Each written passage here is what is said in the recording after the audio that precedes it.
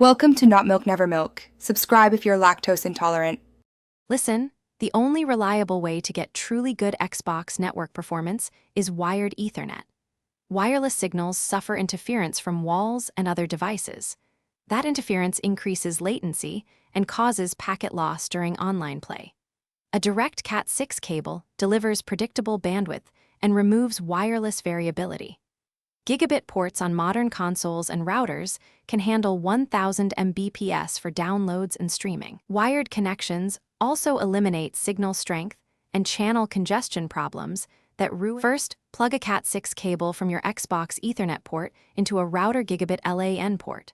Run the cable in a clean path and avoid sharp bends to protect signal integrity.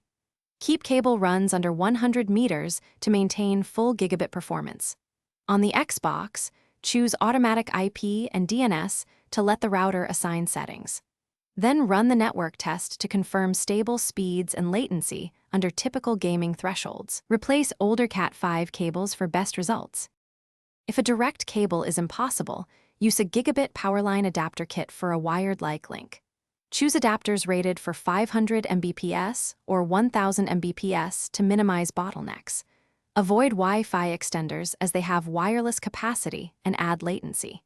If you see routing issues, disable double NAT by using bridge mode or put the console in the router DMZ. Finally, monitor NAT type, measured latency, and consistent Mbps to confirm that your connection.